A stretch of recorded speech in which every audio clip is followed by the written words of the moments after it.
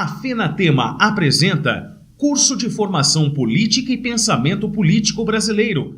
Bom dia a todos. Daremos início aqui a mais uma das nossas aulas falando sobre economia. O tema que nós daremos prosseguimento à aula passada é economia, macroeconomia, falando um pouco sobre aspectos da economia fiscal, economia monetária, da atual política que vem sendo adotado pelo governo brasileiro, né? Mas basicamente nós iremos falar de fundamentos da teoria política da macroeconomia, né? Trazendo como aspectos da nossa aula a questão da contabilidade social, o lado real da economia, o lado monetário, a questão da inflação, o setor externo da política brasileira, política econômica brasileira, política fiscal e o déficit público, que esse talvez seja um dos maiores problemas enfrentados pelo atual governo e pela equipe econômica, né? E a questão do crescimento econômico e desenvolvimento econômico, que também é um dos entraves da nossa situação real que vivemos em nosso país. A temática economia ela é importante para dar, vamos dizer assim, conhecimento aos assuntos que envolvem o dia a dia da nossa realidade, né? A questão da inflação, a questão do emprego, da questão do desemprego, o desenvolvimento que hoje o país infelizmente não acontece. A gente deve ter aí o resultado final do PIB no final do ano, né? Acumulado dos últimos 12 meses em torno de 3,1 negativo. Isso é um sinônimo realmente de que o país está em processo de recessão, que resulta diretamente e impacta diretamente sobre o emprego e a renda, naturalmente, né? Quando a gente tem aí baixo crescimento, o nível de emprego ele cai e o desemprego aumenta, consequentemente, então isso resulta também numa piora da qualidade de vida das pessoas, especialmente dos trabalhadores que dependem do salário do seu trabalho para poder viver. Então isso resulta claramente num fator bastante negativo para a atualidade da nossa política econômica, agravado com um problema de natureza política também, que infelizmente isso também tem acelerado, vamos dizer assim, um conjunto de ações negativas dentro do aspecto econômico, né? Quando a gente fala da teoria da macroeconomia, teoria da política macroeconômica, é bom a gente sempre trabalhar com essa ideia de que a macroeconomia ela é criada ou ela é fundada nos anos 30 do século XX pelo ideólogo Keynes, John Maynard Keynes, a gente até falou disso na aula passada, para dar solução a um grave problema que o mundo enfrentava naquele momento de crise pós-29, quando as bolsas tiveram aquela depressão incrível e os problemas econômicos surgiram em várias partes do globo, né? E os bancos centrais não puderam ou não atuaram de frente para resolver o problema, e isso foi agravando-se cada vez mais, e o fato é que o desemprego foi ali talvez o eixo da grande crise que provocou o nascimento de líderes nacionalistas que mais adiante levaria à Segunda Guerra Mundial, né? Mas a gente, quando fala de macroeconomia, a gente pega o aspecto da chamada introdução macroeconômica, a gente tem que analisar sempre dentro desse balizamento, né? Quer dizer, o Estado ele tem um papel fundamental para garantir o nível de emprego, ou que a gente poderia chamar também de pleno emprego, porque acreditava-se, inclusive, na teoria clássica da antiga visão liberal, antes da crise de 1929, que o pleno emprego seria possível na medida em que as empresas, ao obterem cada vez mais lucros, reinvestiriam na produção, criando cada vez mais possibilidade de contratar trabalhadores. Isso levaria naturalmente a um processo de pleno emprego. Só que aí não se contavam com outros aspectos, vamos dizer assim, do capitalismo. Exatamente quando há uma superprodução, os preços tendem a cair, os preços caindo naturalmente cai o nível de lucro, e quando isso ocorre, há uma tendência a diminuir a produção, consequentemente o nível de emprego também cai e naturalmente os investidores eles só vão aplicar dinheiro quando vem possibilidade de lucro.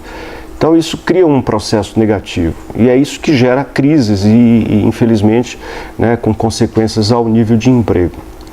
Bom, tratar da evolução da economia como um todo, a gente tem que analisar sobre os aspectos da determinação e do comportamento dos chamados agregados econômicos. Quais são esses agregados? A gente pode aqui colocar pelo menos 12 aspectos importantes. O primeiro é renda. né? Ou seja, um processo econômico tem que gerar renda para que a renda seja vamos dizer assim, o aporte necessário para o consumo, e esse consumo é o que vai determinar outros aspectos da produção. Mas os agregados econômicos envolvem renda, produção nacional ou produto nacional, que aliás a gente está vivendo um drama, né, no nosso país por conta de uma queda acentuada da produção nacional. Investimentos é outro aspecto importante dos chamados agregados econômicos. Veja só, o Brasil é um país que precisaria hoje ter uma taxa de investimento de pelo menos 25% do PIB. E a gente observa que nos últimos 20 anos praticamente, isso já vem lá da época do Fernando Henrique Cardoso, passou pelo Lula, agora na atual gestão da presidente Dilma, a taxa de investimento no Brasil, ela vem variando entre 16, 17 a 19%, quer dizer, isso é insuficiente para atender às necessidades e às demandas de um país continental como o Brasil, exatamente porque é um país que precisa de alta taxa de investimento, especialmente no setor de infraestrutura. É um dos gargalos que o Brasil, infelizmente, não conseguiu resolver nesses 3 últimos governos, né, tanto do Fernando Henrique, do Lula e agora da presidente Dilma. Então isso significa que ainda é um desafio do ponto de vista da conjuntura, né? E, claro, isso vai alimentar, né, negativamente, né, os resultados, né, da nossa produção. A poupança também é o que a gente chama de agregados econômicos. A nossa taxa de poupança é outro grave problema, né? Parece que tudo que a gente fala em termos de economia no Brasil realmente é um problema, mas isso é verdade. A taxa de poupança é necessária para custear exatamente o financiamento da produção, né? E às vezes também utilizada para o financiamento do consumo, mas especialmente da produção. O que ocorre, né, se a gente analisar do ponto de vista real, quer dizer, hoje a maior poupança que nós temos é o Fundo de Garantia por Tempo de Serviço, o FGTS, que é, na verdade, dinheiro do trabalhador, né? E o governo usa essa poupança para custear ou financiar setores, por exemplo, como habitacional, né? E outros alimentados também por este, vamos dizer assim, modelo de poupança que foi criado lá na época dos militares, que sobrevive até os dias de hoje, e o governo acaba utilizando como vamos dizer assim, uma política de uso para determinadas finalidades, como é o caso do setor habitacional. Mas olhando do ponto de vista histórico, a gente percebendo que a taxa de poupança no Brasil não ultrapassa a casa dos 15%, quer dizer, isso é um valor realmente baixo, né? Muito baixo, considerando que, por exemplo, você pega países como a China, a taxa de poupança na China é de 48%, 47%, quer dizer, significa dizer o seguinte, que o governo tem dinheiro suficiente para investir em setores importantes, especialmente na área de infraestrutura, mas quando precisa também em outros setores, como de comunicação, telecomunicação, de energia e etc. e tal. Bom, sem poupança, dificilmente um país consegue se desenvolver dentro do que a gente chama de agregados econômicos nesse sentido, né? Então a gente também tem um problema muito sério. Todos esses pontos que eu estou falando, a gente depois vai desdobrar e esmiuçar, falando exatamente por que, como e quando, né? E como é que se comportam, vamos dizer assim, esses agregados diante do cenário econômico que o país vem vivendo. O consumo. A gente tem que analisar a trajetória brasileira do consumo. De fato, houve aí algumas mudanças significativas, especialmente na época do Lula, né, do presidente Lula, em que o consumo passou a ser o principal elemento do que a gente chama agregado econômico para o crescimento do nosso país, né? O aspecto importante que a gente tem que levar em consideração também é que esse consumo ele se deu diante de uma nova realidade. O país tinha saído de uma situação de profunda desestabilidade inflacionária, né, quando Fernando Henrique Cardoso assumiu o governo lá em 1994, né? A partir dali a política econômica ela passa a ser baseada no controle da inflação, né, na questão do câmbio, isso foi importante também, e na abertura da economia para permitir que houvesse ali mais competitividade, né, entre produtos estrangeiros e os chamados produtos nacionais. Pois bem, o consumo depois que inicia o período do governo Lula, ele passa a ser ali o grande porta-voz, podemos dizer assim, do agregado econômico, que vai alimentar o rápido crescimento, né, da economia brasileira. Juntamente com isso, a gente também teve um favorecimento internacional por conta das commodities que estavam realmente bem elevadas no mercado internacional. A economia global crescia a uma velocidade bastante satisfatória e, enfim, isso também ajudou muito a entrada de recursos na economia brasileira, exatamente por conta da realidade exportadora. O Brasil é um país exportador de commodities, a gente sabe disso, o quanto isso foi importante. Bem, né?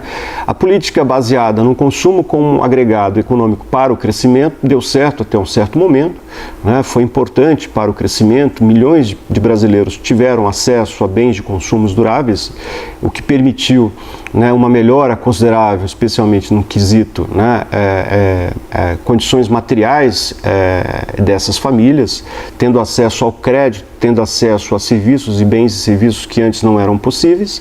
Então houve de fato um grande significado aumento nesse sentido.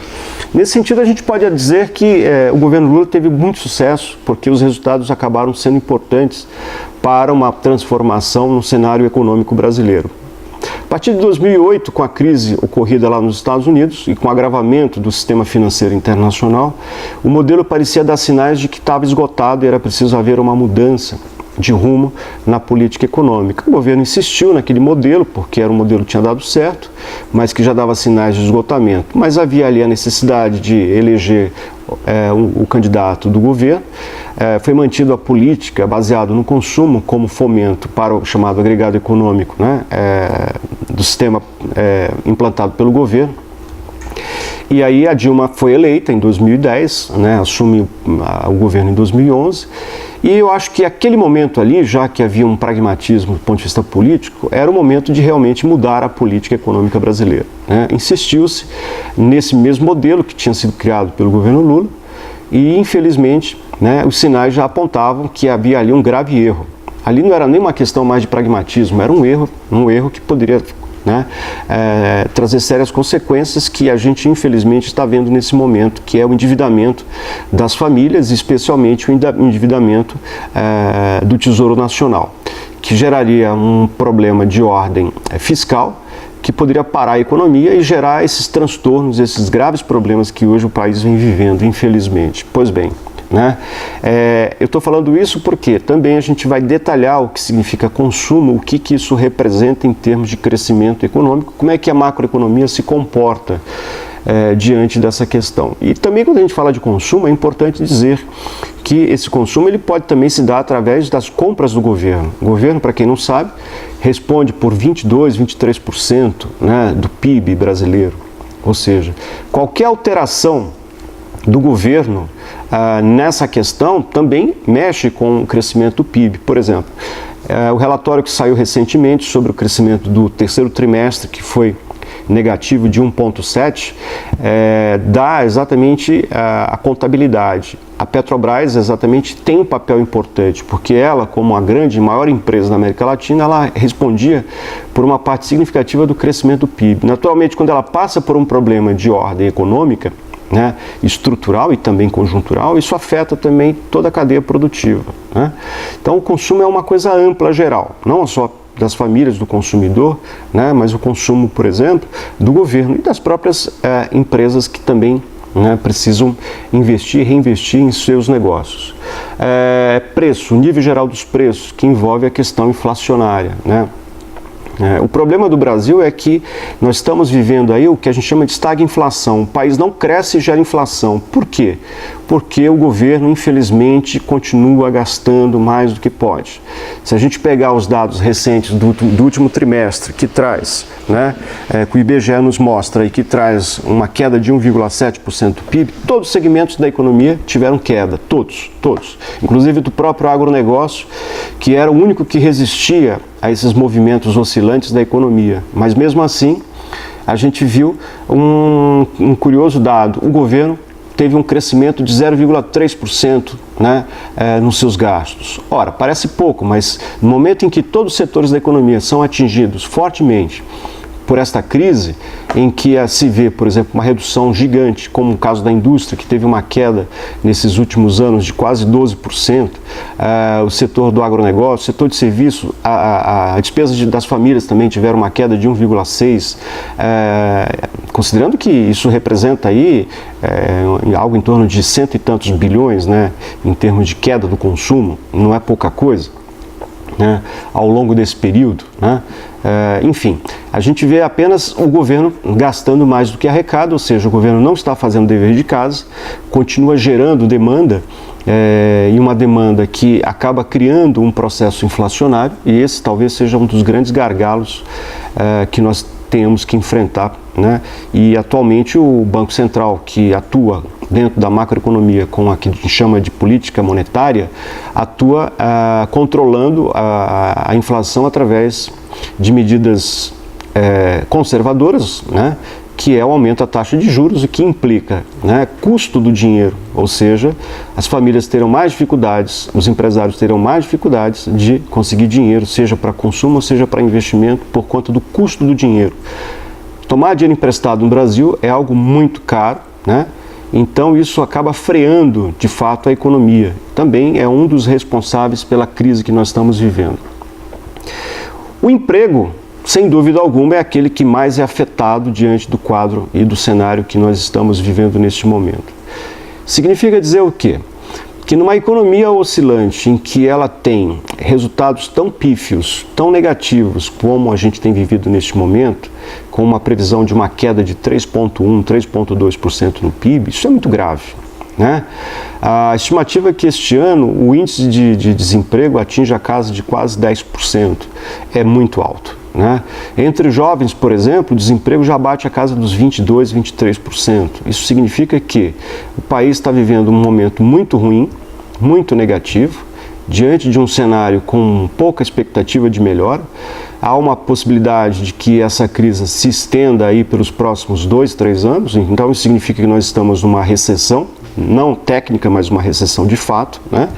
E tomarmos cuidado para a gente não ir para um caminho da depressão econômica, que isso aceleraria ainda mais os problemas econômicos e sociais, condicionando a ideia de que o emprego seria muito afetado.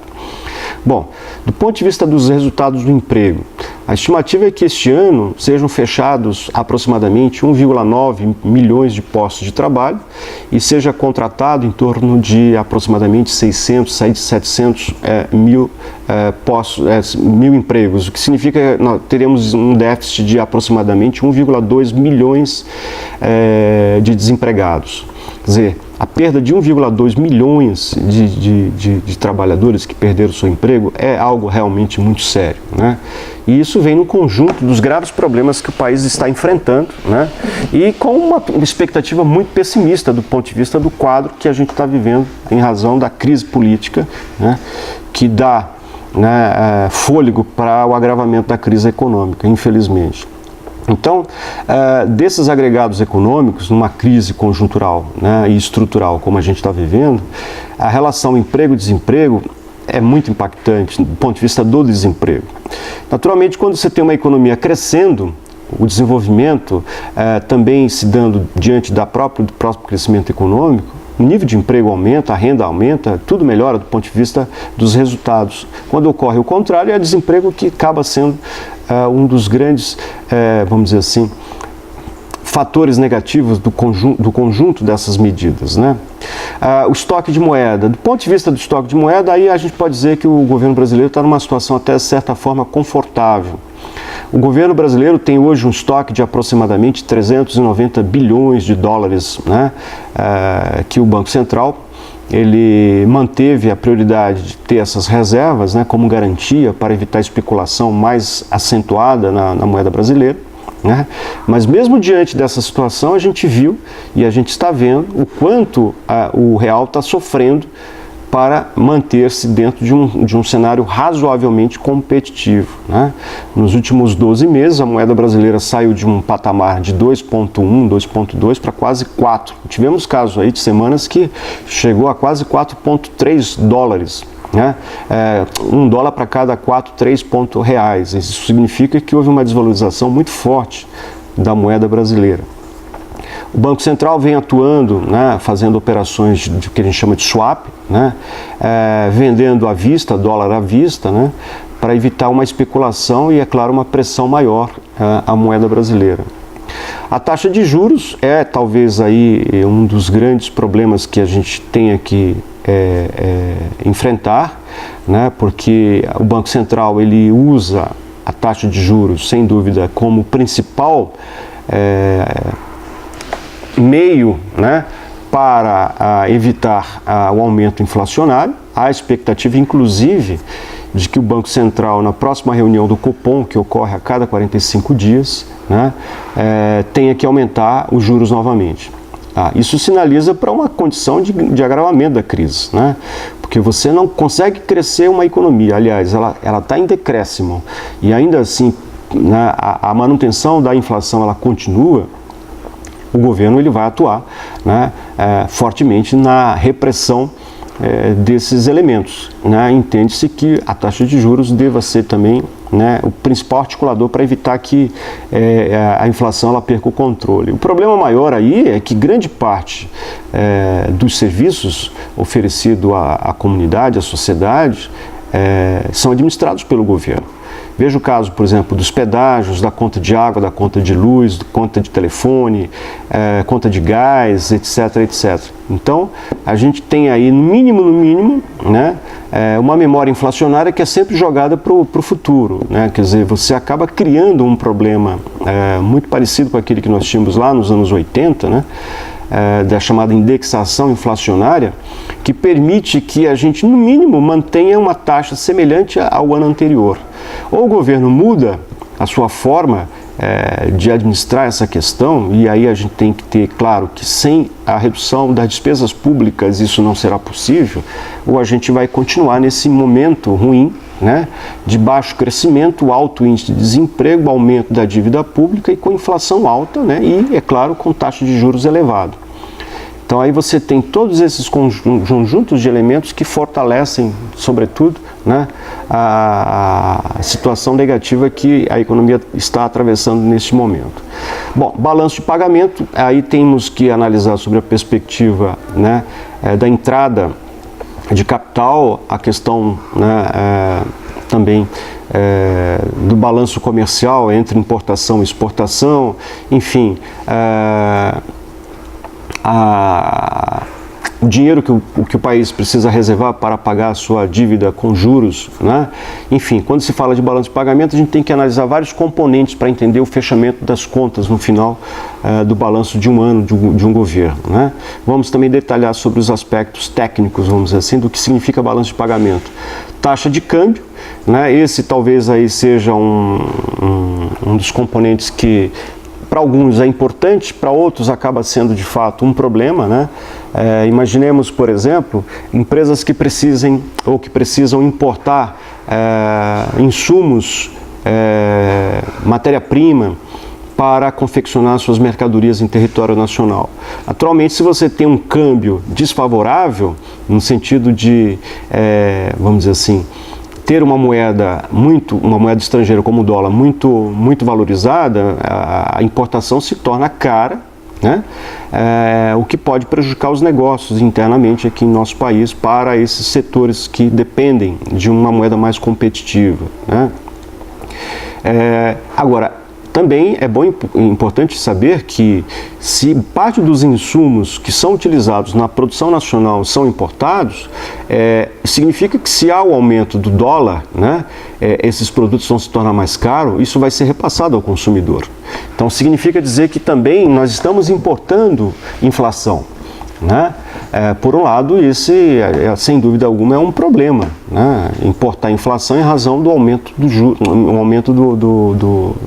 do dólar, né? Criando um sério problema, né? Para ser resolvido em nosso território. Aí temos outro lado também, que são aqueles empresários que têm dificuldade de competir lá fora em razão das condições macroconjunturais, como, por exemplo, a infraestrutura, o custo do Brasil, né, os impostos, tributos, e etc, etc. Né? Naturalmente, quando você tem, né, um real desvalorizado, ele se torna mais competitivo para exportar. né? Ou seja, você acaba compensando essa defasagem competitiva interna aqui com a taxa, com o aumento do dólar, né? E a desvalorização do real. Quer dizer, isso favorece naturalmente, né, os exportadores. Não é à toa que a balança comercial tem sido favorável nos últimos meses, decorrente do aumento do dólar frente ao real, né? Mas tão somente por esta razão. Não é porque houve um aumento de competitividade, não é porque houve um aumento nas, vamos dizer assim, atividades do governo para buscar novos parceiros. Ao contrário, o governo, infelizmente, nesses últimos 14 anos, pouco avançou em acordos comerciais, a gente inclusive vai falar sobre isso também, e esse talvez seja um outro problema da política internacional, da política externa brasileira. Quer dizer, o governo ficou muito preso a preceitos ideológicos e isso acabou dificultando avanços de acordos comerciais, né, com outros blocos econômicos ou mesmo em parcerias com outros países. Infelizmente, isso está hoje travando a nossa pauta, né, no comércio externo, resultado exatamente da falta de uma política clara nesse sentido que seja mais pragmática. Ok? Então, quando a gente fala dos chamados agregados econômicos, a gente está falando desses elementos que a gente acabou de situar. Vamos falar pontualmente cada um o significado desses agregados, para a gente poder entender como é que funciona esta lógica. Renda, produto nacional, investimento, poupança, consumo, nível geral de preços, emprego, desemprego, estoque de moeda, taxa de juros, balanço de pagamento, taxa de câmbio. É verdade que em economia a gente às vezes tem dificuldade de entender aspectos técnicos, né? Como eu acho que qualquer área de conhecimento em que há vamos dizer assim, há muitos termos técnicos, palavras técnicas, mas eu vou tentar fazer uma coisa importante, que é falar numa linguagem que seja fácil de ser entendida, para que as coisas possam ser claras do ponto de vista da mensagem, ok? Vamos lá então, vamos falar aqui de um aspecto importante, né? Os chamados grandes agregados, né?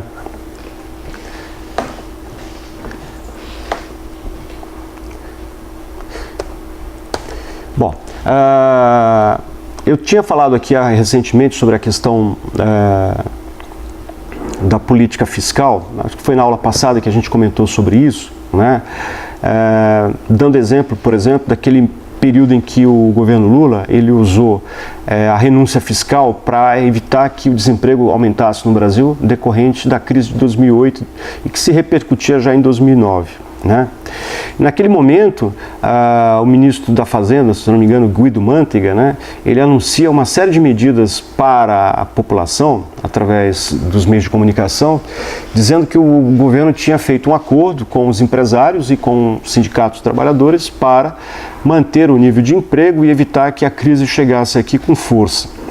A medida que o governo toma naquele momento foi uma medida de natureza fiscal, né? No conjunto dessas medidas, o grosso era exatamente a renúncia fiscal, ou seja, o governo abria a mão de arrecadar parte dos impostos, ou inclusive totalmente, né, os impostos de alguns setores, como a linha branca, um exemplo só, para que a economia ela mantivesse ali o seu nível de crescimento e mantivesse também o nível de emprego. Né?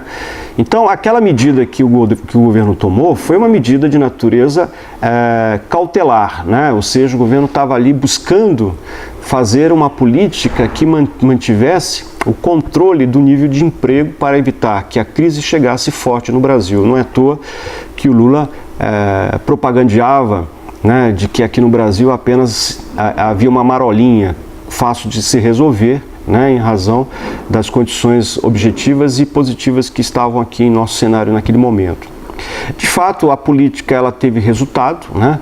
O governo ele vai renunciar, vamos dizer assim, impostos, vou dar um exemplo, geladeira, fogão, micro-ondas, né? Esses produtos que tiveram redução bastante significativa dos impostos, para que as empresas continuassem a vender, né, com preço baixo, né, e o consumidor tivesse linha de crédito para poder comprar com prestações mais elásticas, né? Aí também a gente tem que contar que houve uma política favorável do Banco Central para fornecer condições para que os bancos pudessem emprestar dinheiro mais barato, a taxa de juros de fato estava baixa. o custo do dinheiro realmente estava bem abaixo, né? Pois bem, né, quando a gente fala sobre isso, a gente está falando da questão do emprego. Prioritariamente, a política fiscal ela tem que ter como foco a preservação dos empregos, porque o emprego é o que garante a manutenção e um conjunto de outras ações importantes para o crescimento econômico, porque é o emprego que gera renda. A renda é o elemento fundamental para garantir a continuidade, né, vamos dizer assim, do desenvolvimento econômico, do crescimento econômico. Imaginemos, por exemplo, que sem renda o trabalhador, por exemplo, não consome. Sem consumo não há produção, porque a produção ela precisa ter realmente o consumidor, né? Porque o resultado da produção é a venda, é o produto ser entregue ao consumidor para que ele seja consumido e, é claro, efetivamente isso puder criar uma dinâmica, né, sinérgica positiva, né? E outra questão importante também, que a gente não pode deixar de observar, né, é que quando se tem uma crise de natureza econômica, né, as ações de curto prazo elas são fundamentais. Uma delas é uma política que garanta o nível de emprego, ou mesmo melhore o nível de emprego, né, e também a outra questão é a estabilização do nível, né, geral dos preços. Vou dar um exemplo. O governo hoje tem vivido um problema com relação à questão das contas administradas por ele próprio, como o caso, por exemplo, da conta de luz, né?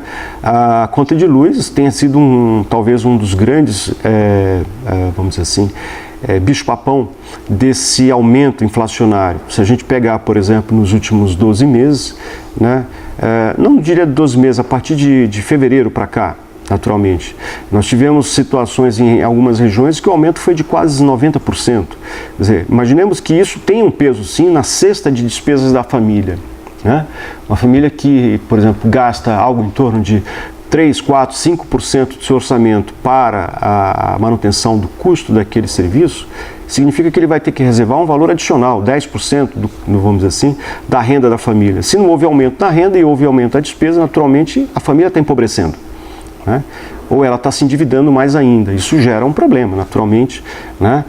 Então o governo ele cria, né, política, ou pelo menos deve criar políticas para exatamente ter esse controle em suas mãos, né?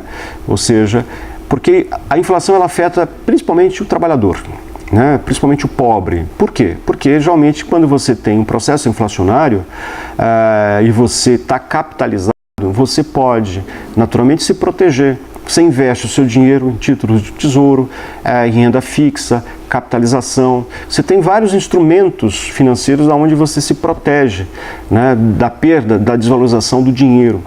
E o trabalhador? Bom, o trabalhador ele tem essa dificuldade porque ele não tem essa poupança. O que ele tem, na verdade, é o resultado do seu trabalho, que é a renda, né? O salário que ele recebe, que constitui a renda para custear suas despesas da sua família.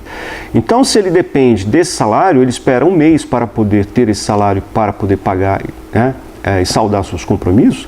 Significa que se houve inflação ao longo desses 30 dias, quando ele recebe o salário no final daquele mês, ele já tem uma perda ali da massa salarial, porque o poder de compra dele também caiu. Imaginemos que lá no mês de agosto, com aquele salário ele comprasse 100 cestas de laranja. Quando ele está recebendo o salário no dia, por exemplo, no dia 10 de dezembro, ele não está mais comprando 100, né, cestas de laranja, ele está comprando, por exemplo, 90 cestas de laranja, ou 90 caixas de laranja, não importa, só uma referência aqui, um exemplo. Ou seja, o poder de compra dele cai. Cai porque, geralmente, os salários eles aumentam uma vez por ano. Isso em base de negociação muito dura que os sindicatos precisam ter com as empresas, né? Quando conseguem repor a inflação passada, já é muito, mas a inflação passada, ou seja, esse período que passou já corroeu a base do salário do trabalhador, né? Então ele não está repondo mês a mês as perdas que ele teve naquele período. Então ele espera um ano, né? Um ano para repor uma perda que ele já perdeu. E essa perda mal cobrirá despesas futuras, porque no ano seguinte você terá a reprodução da inflação e isso criaria novas perdas. Ou seja, o trabalhador está sempre defasado quando se tem a inflação como um dos grandes, né, vamos dizer assim, problemas, né, da nossa economia. E esse é, sem dúvida, um dos maiores problemas.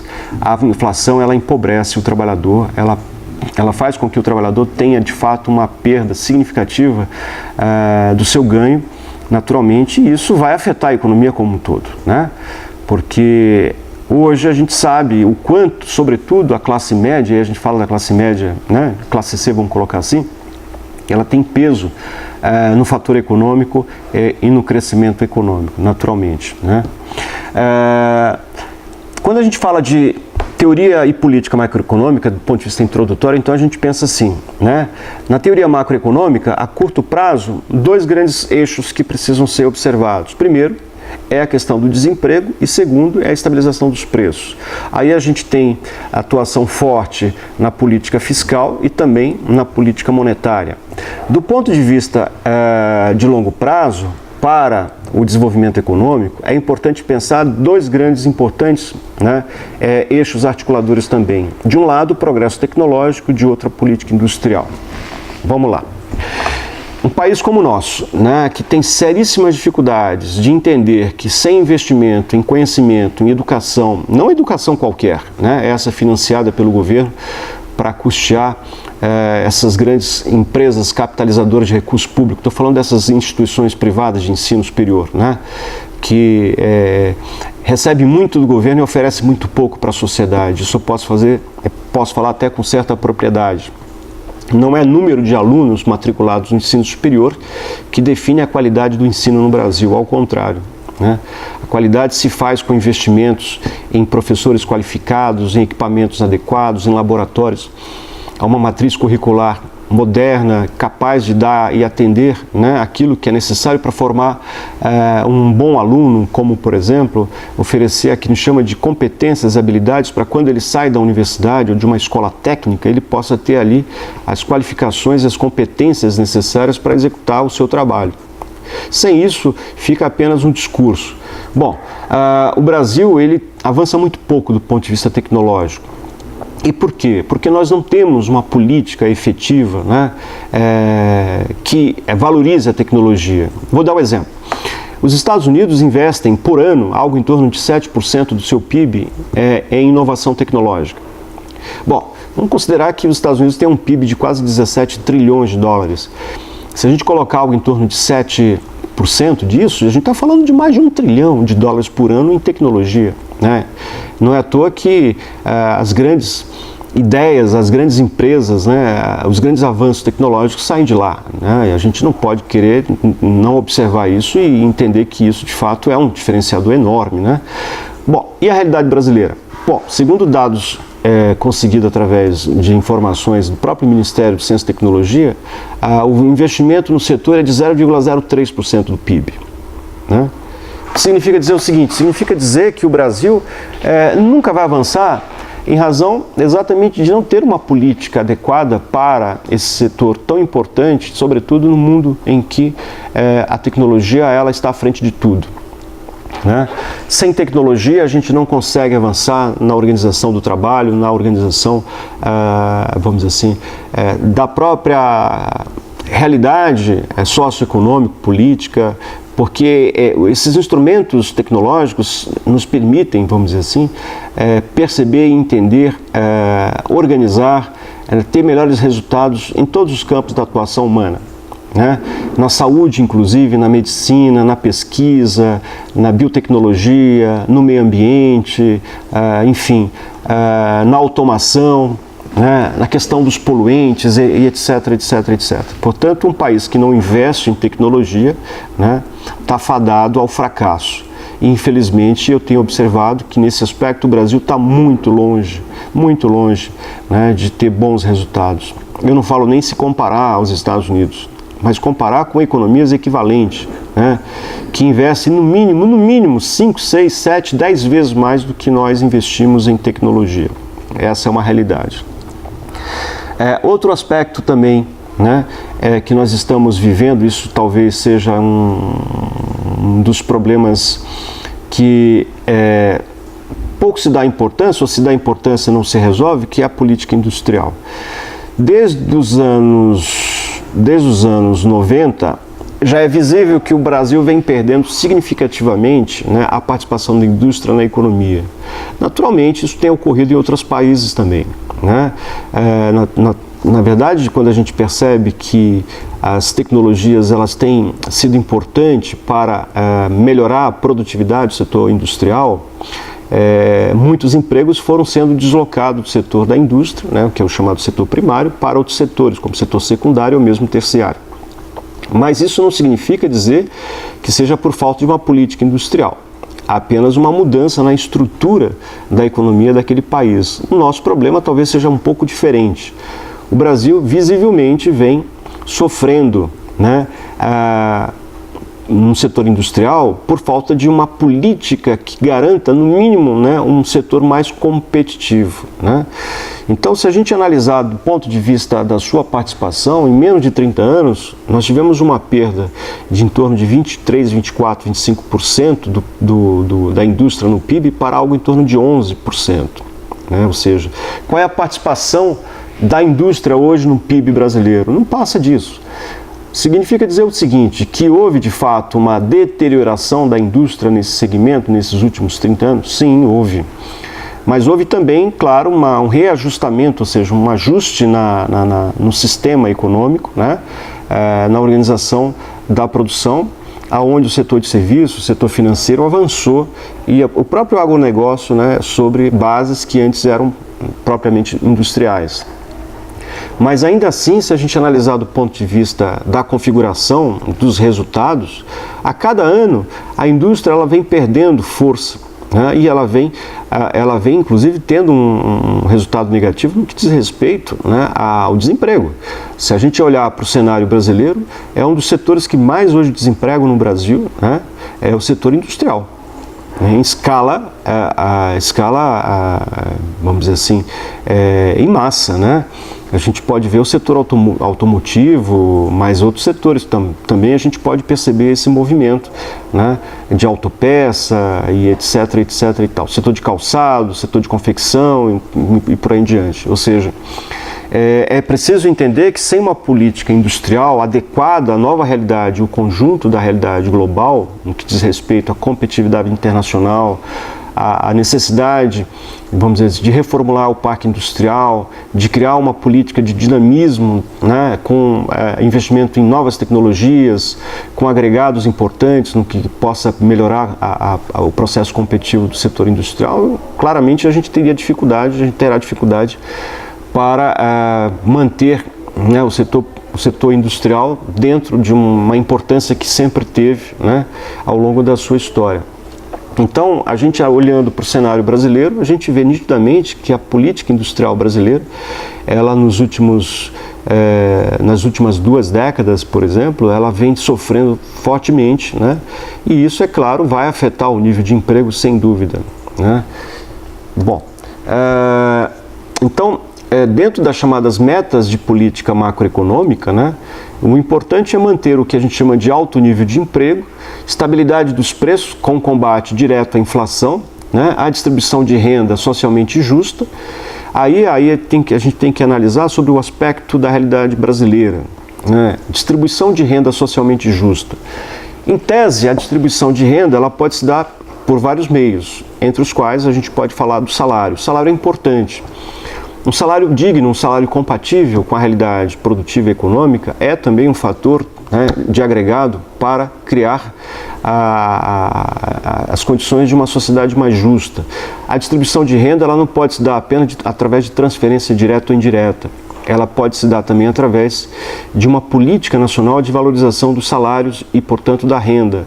A gente vai falar disso mais para frente, né? E o crescimento econômico não necessariamente garante o desenvolvimento econômico. Você pode crescer numa economia concentrada e não distribuir a renda, seja porque você não tem um salário compatível com o crescimento econômico, ou seja porque não há uma valorização, né, de uma política salarial, porque há uma proposital desarticulação, né, das transferências necessárias da produção para os salários. Vejamos o que ocorreu nos anos 70, no milagre econômico. O Brasil crescia entre 1968, 73, 74, a taxa média de 11%, 12%, né? nós tivemos ali claramente um crescimento econômico muito rápido e apenas parcela da sociedade, né, tiveram ganho com aquilo. Ou seja, você não conseguiu eliminar a pobreza, não conseguiu eliminar a grande desigualdade existente no nosso país. Por quê? Claramente era uma política de concentração de renda.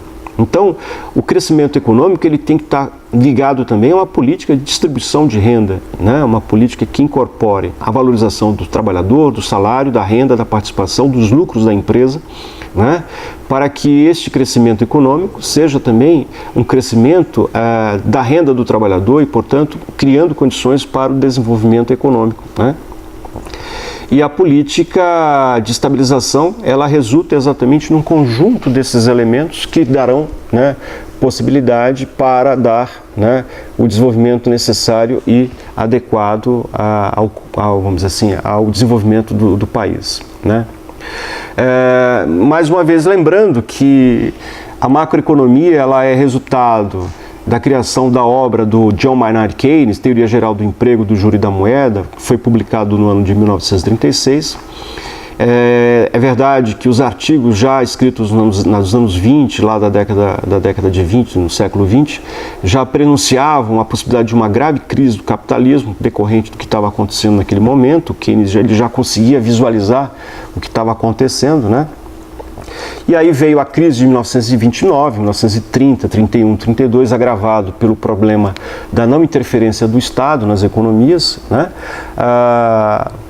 A política do New Deal, implementada pelo presidente Franklin Delano Roosevelt, né, foi importante porque foi ele que deu os primeiros passos na implementação de uma nova modalidade do capitalismo, que era a orientação do capitalismo pelo Estado, portanto, o Estado como principal agente econômico e fomentador do desenvolvimento econômico, especialmente com investimentos pesados na infraestrutura, para assim dar início a uma política, né, de participação do Estado econômico, né, na economia como um todo, né, e fazer a economia recuperar um nível de emprego que existia antes da crise de 1929, foi um fato importante.